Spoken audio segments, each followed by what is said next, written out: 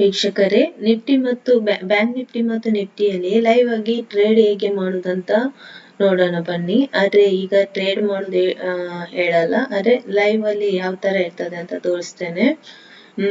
ಬನ್ನಿ ಚಾರ್ಟ್ ಬಾಕ್ಸಿಗೆ. ಈ ತರ ಇರ್ತದೆ. ಇದರಲ್ಲಿ ನಾನು ಇದು ನಿಫ್ಟಿಯದು ಬ್ಯಾಂಕ್ ನಿಫ್ಟಿ ಇಂಡೆಕ್ಸ್ ಇಲ್ಲಿ ನೋಡಿ. ಇದು ನಿಫ್ಟಿ 50 ಇಂಡೆಕ್ಸ್, ಎರಡು ಇಂಡೆಕ್ಸ್ ಹಾಕೊಂಡಿದ್ದೇನೆ. ಮತ್ತೆ ಇದು ಎರಡು ನಿಫ್ಟಿ 50 ಪುಟ್ಟದು ಲೇಔಟ್ ಹಾಕೊಂಡಿದ್ದೇನೆ.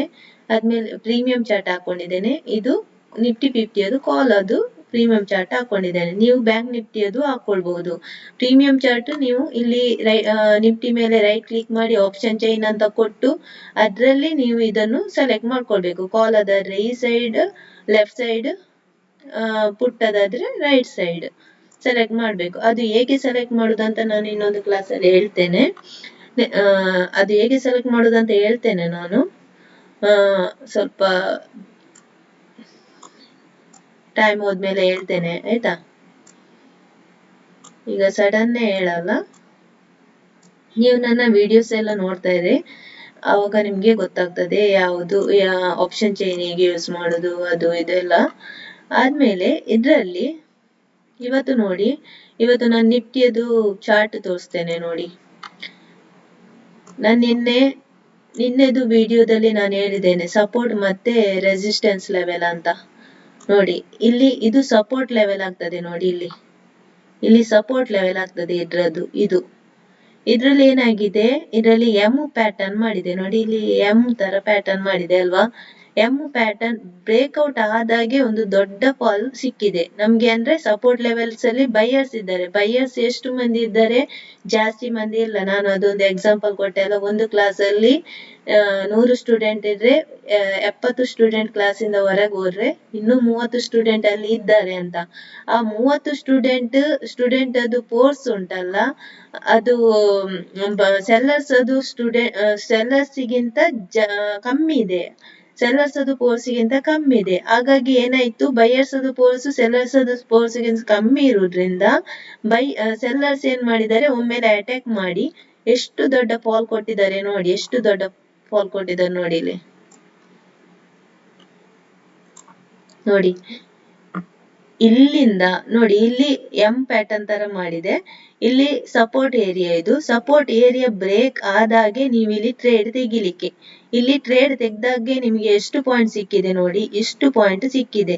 ನೀವು ಸ್ಟಾಪ್ ಲಾಸ್ ಎಲ್ಲಿ ಇಡ್ಲಿಕ್ಕೆ, ಇದ್ರದ್ದು ಸ್ಟಾಪ್ ಲಾಸ್ ಇದ್ರ ಮೇಲೆ ಇಡ್ಲಿಕ್ಕೆ. ಇಲ್ಲಿ ಸ್ಟಾಪ್ ಲಾಸ್ ಇಡ್ಲಿಕ್ಕೆ ಇದ್ರದ್ದು, ಆಯ್ತಾ? ಈ ಏರಿಯಾದಲ್ಲಿ ಸ್ಟಾಪ್ ಲಾಸ್ ಇಡ್ಲಿಕ್ಕೆ. ಆದ್ಮೇಲೆ ಅದನ್ನ ಏನ್ ಮಾಡ್ಬೇಕು, ಈ ಕ್ಯಾಂಡಲ್ ಕ್ಲೋಸ್ ಆದಾಗೆ ಟ್ರೇಲ್ ಮಾಡಿ ಈ ಕ್ಯಾಂಡಲ್ ಅದು ಕೆಳಗೆ ಇಡ್ಬೇಕು. ಈ ಕ್ಯಾಂಡಲ್ ಕ್ಲೋಸ್ ಆದಾಗೆ ಇಲ್ಲಿ ಪುನೊಂದು ಕ್ಯಾಂಡಲ್ ಮಾಡ್ತದಲ್ಲ, ಈ ಕ್ಯಾಂಡಲ್ ಇಲ್ಲಿ ಬರುವಾಗ ಇದ್ರ ಕೆಳಗಡೆ ಇಟ್ಟು ಬಿಡ್ಬೇಕು. ಆವಾಗ ಏನಾಗ್ತದೆ, ನಿಮ್ಗೆ ಇಷ್ಟು ಪಾಯಿಂಟ್ ಸಿಗ್ತದೆ. ಅದು ಹೋದ್ರು ಸಹ ಉಂಟಲ್ಲ, ನಿಮಗೆ ಇಷ್ಟು ಪಾಯಿಂಟ್ ಕನ್ಫರ್ಮ್ ಇರ್ತದೆ. ಮತ್ತೆ ಉಳ್ದದ್ದು ನೀವು ಇಲ್ಲೇ ಇಟ್ಟು ಬಿಡ್ಬೇಕು. ಮತ್ತೆ ಲಾಂಗ್ ಹೋದ್ಮೇಲೆ ಪುನಃ ಅದನ್ನು ಟ್ರೇಲ್ ಮಾಡಿ ಇಡ್ಬೇಕು. ನಿಮ್ಗೆ ಸಪೋರ್ಟ್ ಏರಿಯಾ ಬಂತ ಅಂತ ಗೊತ್ತಾದ್ರೆ ಫಾಸ್ಟ್ ಟ್ರೇಲ್ ಮಾಡಿ ಅದ್ರದ್ದು ಎಂಡ್ ಅಲ್ಲಿ ಇಟ್ಟು ಬಿಟ್ರೆ ನಿಮ್ಗೆ ಇಷ್ಟು ಪಾಯಿಂಟ್ ಸಿಗ್ತದೆ ನೋಡಿ. ಇಷ್ಟು ಪಾಯಿಂಟ್ ಸಿಗ್ತದೆ, ಆಯ್ತಾ? ಆದ್ಮೇಲೆ ಇಲ್ಲಿ ಪುನಃ ಇಲ್ಲಿ ಸಪೋರ್ಟ್ ಏರಿಯಾ, ಇದು ಯಾವುದು, ರೌಂಡ್ ಲೆವೆಲ್ ಹತ್ತಿರ ನೀವು ಸ್ವಲ್ಪ ಜಾಗ್ರತೆಯಾಗಿರ್ಬೇಕು. 5000, 1000 ಈ ತರ ಇರ್ತದೆ. 5000, 100, ಈ 100 ಲೆವೆಲ್ಸ್ ಎಲ್ಲ ಇರ್ತದಲ್ಲ, ಇದೆಲ್ಲ ಸ್ವಲ್ಪ ಕೇರ್ಫುಲ್ ಆಗಿರ್ಬೇಕು. ಅದ್ರಲ್ಲಿ ಅದು ಏರಿಯಾ ಏನಾಗ್ತದೆ, ಒಂದು ಸಪೋರ್ಟ್ ಆಗಿ ಇದ್ ಮಾಡ್ತದೆ, ಒಂದು ರೆಸಿಸ್ಟೆನ್ಸ್ ಆಗಿ ಕನ್ವರ್ಟ್ ಆಗ್ತದೆ ಆ ಏರಿಯಾ. ಇದರಲ್ಲಿ 25,000 ಏರಿಯಾ ಇಲ್ಲಿ ನೋಡಿ. ಇಲ್ಲಿ ಒಂದು ಸಪೋರ್ಟ್ ಏರಿಯಾ ಆಗಿದೆ ನೋಡಿ. ಇಲ್ಲಿಂದ ಇದು ಟ್ರೆಂಡ್ ಲೈನ್ ಹಾಕಿದೆ, ಆಯ್ತಾ? ಇದು ಇದಲ್ಲ, ಇದು 15 ಮಿನಿಟ್ಸ್ ಅದು ಟ್ರೆಂಡ್ ಲೈನ್.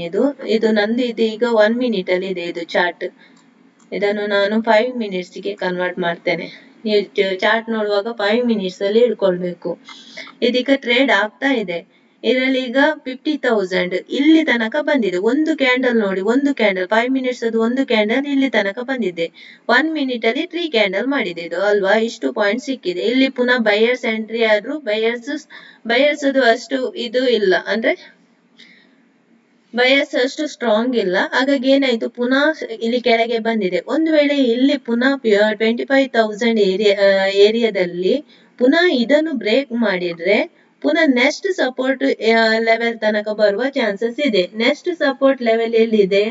24,964 ಅಲ್ಲಿ ಇದೆ. 24,964 ಇಲ್ಲಿದೆ ನೆಕ್ಸ್ಟ್ ಸಪೋರ್ಟ್ ಲೆವೆಲ್. ಅದು ನೀವು ಚಾರ್ಟ್ ಫುಲ್ ನೋಡಿ ಸಪೋರ್ಟ್ ಮತ್ತೆ ರೆಸಿಸ್ಟೆನ್ಸ್ ಲೆವೆಲ್ ನೀವು ಇದು ಟ್ರೇಡ್ ಸ್ಟಾರ್ಟ್ ಆಗುವಾಗ್ಲೇ ನೀವು ಹಾಕಿ ಇಡ್ಬೇಕು. ಅವಾಗ ನಿಮಗೆ ಗೊತ್ತಾಗ್ತದೆ ಎಲ್ಲಿ ಸಪೋರ್ಟ್ ಇದೆ ಎಲ್ಲಿ ರೆಸಿಸ್ಟೆನ್ಸ್ ಇದೆ ಅಂತ.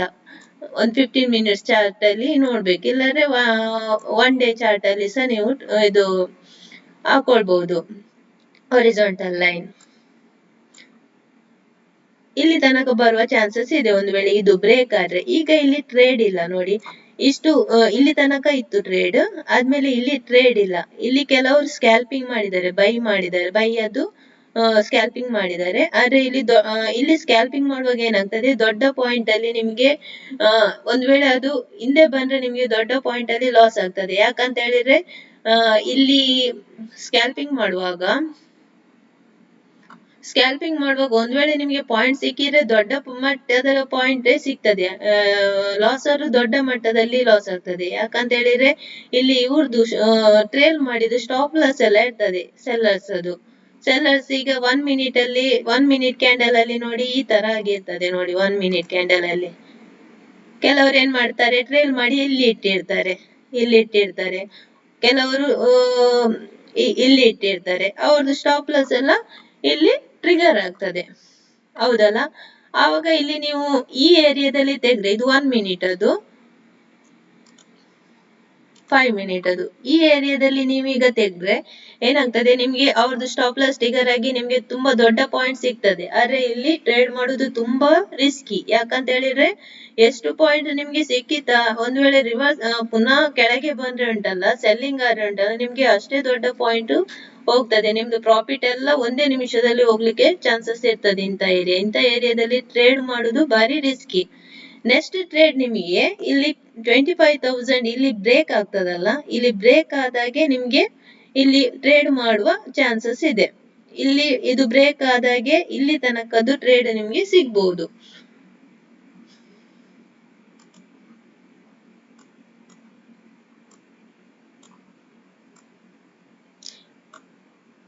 ಇದು ನೀವು ಚಾರ್ಟ್ ಕ್ಯಾಂಡಲ್ ಸ್ಟಿಕ್ಸ್ ಎಲ್ಲ ಸ್ಟಡಿ ಮಾಡ್ಬೇಕು, ಸ್ಟಡಿ ಮಾಡಿ ಮತ್ತೆ ಟ್ರೇಡ್ ಮಾಡ್ಬೇಕು, ಆಯ್ತಾ?